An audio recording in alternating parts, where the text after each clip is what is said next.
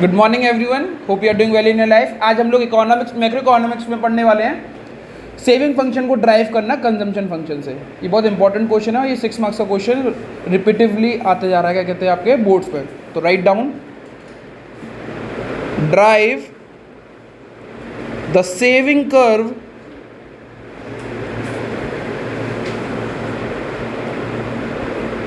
Drive the saving curve from the consumption curve. और इसका उल्टा भी यही पूछा जा सकता है, drive the consumption curve from saving curve. बस आंसर यही लिख के आना है।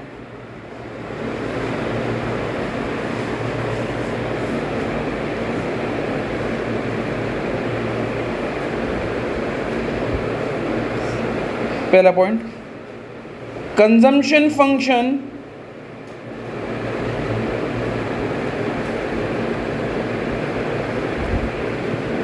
shows the relationship between consumption and income. Same way, saving function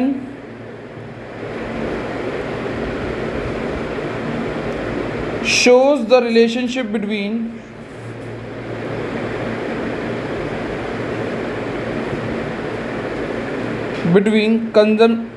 saving and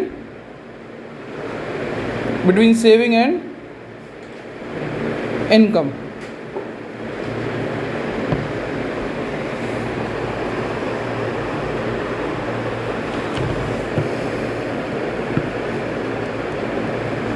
ठीक है,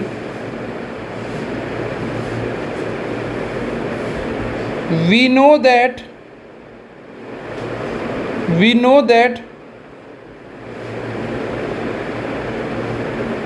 income is equal to consumption plus saving. पहला पॉइंट ही पता लगा।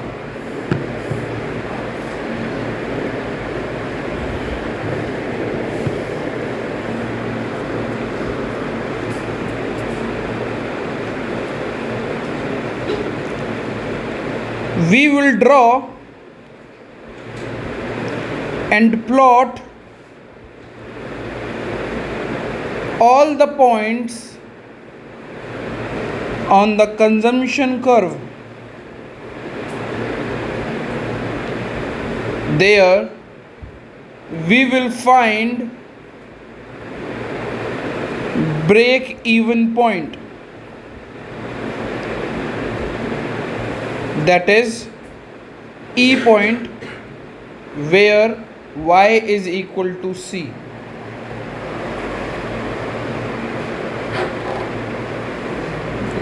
Y is equal to c. Y is equal to c, where y is equal to c.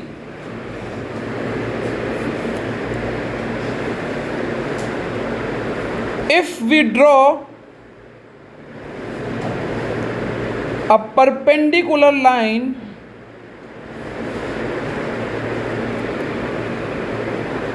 on other graph, we will find that line will intersect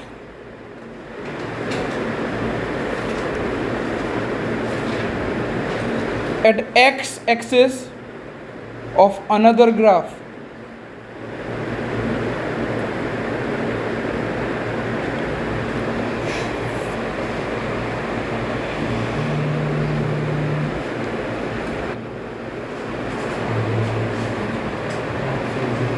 Now, if we see consumption curve, it starts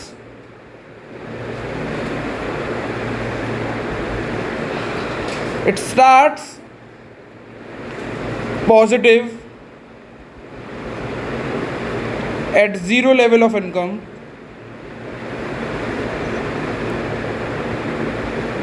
That means At that point,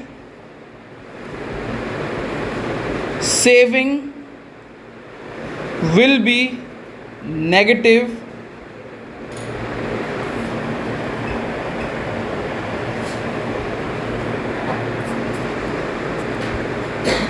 and if we draw a point correspondence to consumption curve, we get negative saving.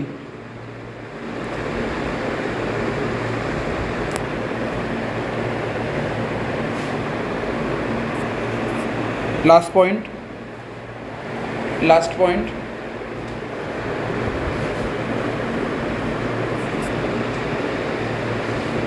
After break-even point on consumption curve,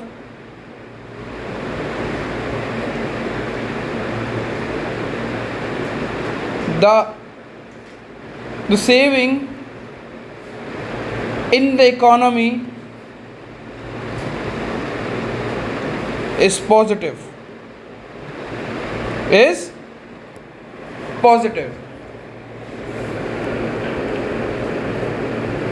And if we plot a point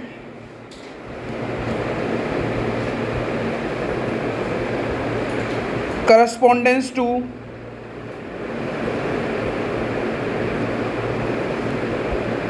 the consumption curve,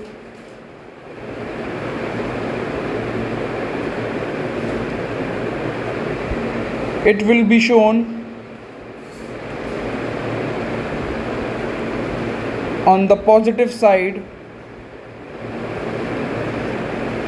of another curve.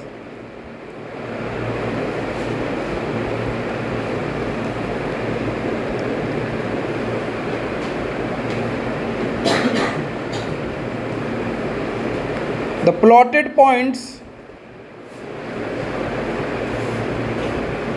when joined together, we find a line known as saving curve.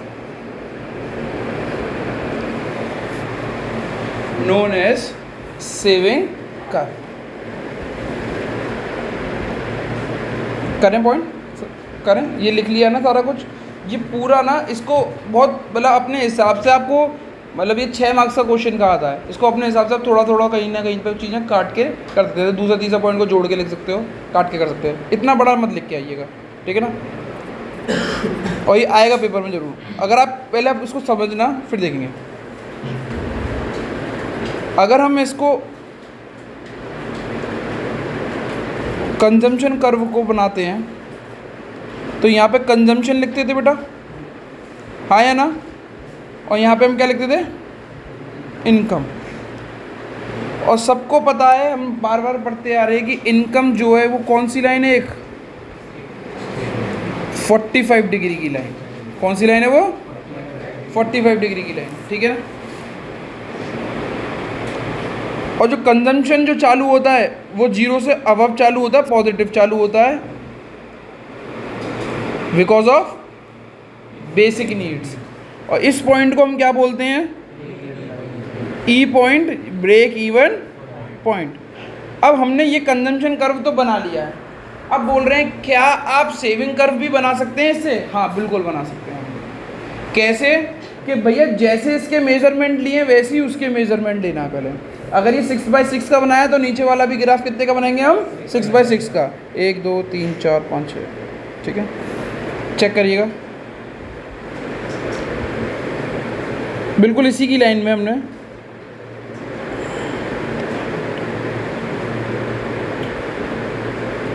मैंने एक और graph बनाया।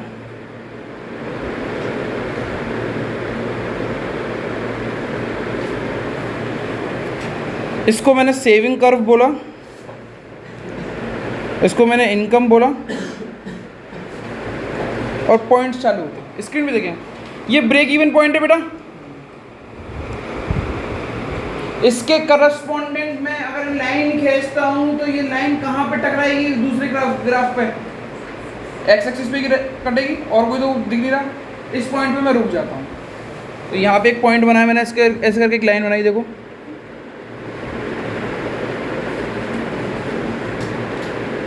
यानी एक point तो मुझे ये मिल गया, ठीक है। दूसरे ग्राफ पे देखते हैं, ये इतना पॉजिटिव है ना, और हमें मालूम है y is equal to, normally अगर मैं ये मान के चलता हूं कि मेरी इनकम अगर 0 है और कंजम्पशन अगर 20 है तो सेविंग कितनी हो जाएगी? -20। जितना कंजम्पशन पॉजिटिव है उतना ही सेविंग नेगेटिव में चली जाएगी।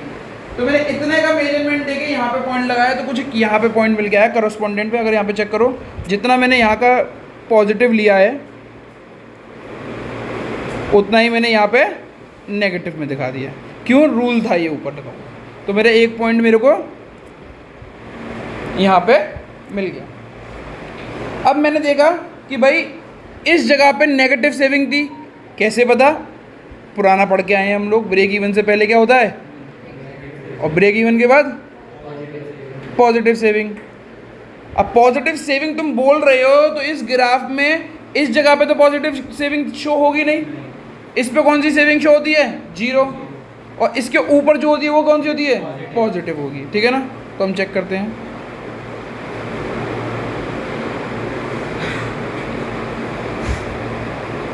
इसका कोई भी एक पॉइंट लेने के बाद मैंने लाइन को ड्रॉ करना चालू किया,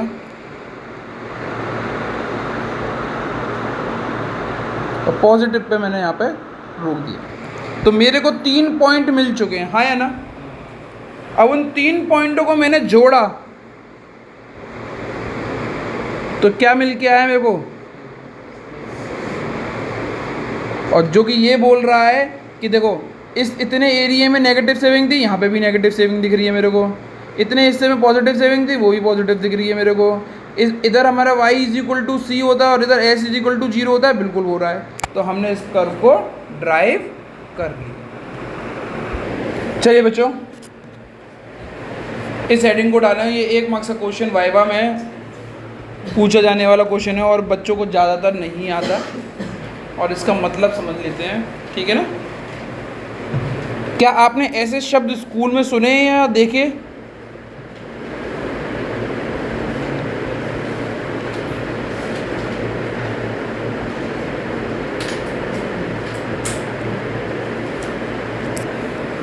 एक्स एंटे वर्सेस एक्स पोस्ट, ये बहुत यूज़ होने वाले वर्ड्स हैं और ये ज़्यादातर स्कूल्स में पूछे जाते हैं, वाइवा में पूछे जाते हैं, या फिर 1 मार्क्स के आपके जो पेपर्स आते हैं बोर्ड में उसमें होते हैं।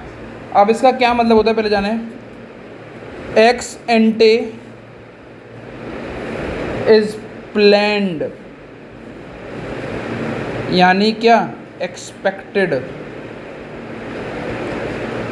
एक्स पोस्ट मतलब एक्चुअल, क्या मतलब? रियल। अब मैं ये लिखता हूँ,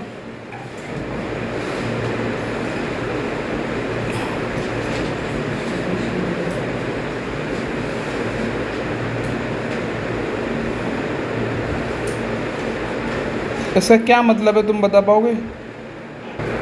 लिखना चालू करते हैं एक और बार। इंड्यूस्ड एंड ऑटोनॉमस इन्वेस्टमेंट,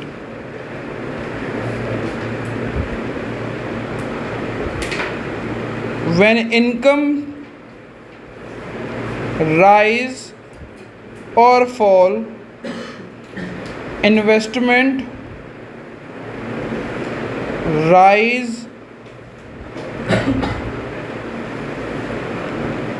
और fall respectively। तो इसको क्या बोलते हैं हम लोग? induced। when income rise or fall, investment remains same, investment remain same। No change. ये कौन सा है?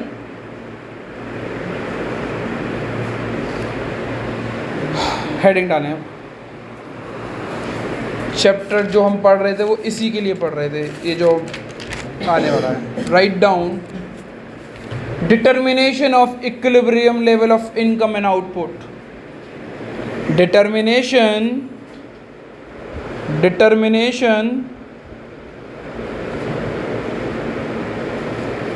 of equilibrium level of income and output। कितनी इनकम होनी चाहिए और कितना आपका प्रोडक्शन होना चाहिए, उसको डिटरमाइन करते हैं, उसको बोलते हैं डिटर्मिनेशन ऑफ इक्विलिब्रियम। ये दो अप्रोचेस से पढ़ा जाता है। सबसे पहले ए डी और ए एस, अभी लिखिएगा मत, A D equal to A S approach से। कौन सी अप्रोच से? मैं आगे पढ़ना चाहूँगा और मैं जानना चाहता हूँ ए डी का क्या मतलब होता है। मैं आगे बढ़ना चाहूँगा और मैं चाहता हूँ कि आप एग्रीगेट डिमांड का फॉर्मूला बताएं जो हम यूज़ करते आ रहे हैं इस चैप्टर में।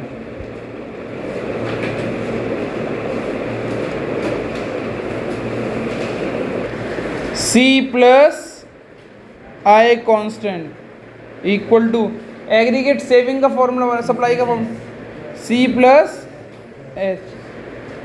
तो ऐसे हमने मैथ में पढ़ा था ना, C से C कट गया तो क्या बचा? तो ये भी एक अप्रोच है। दो अप्रोच हैं, पहली ये ADAS अप्रोच और दूसरी investment equal to saving approach.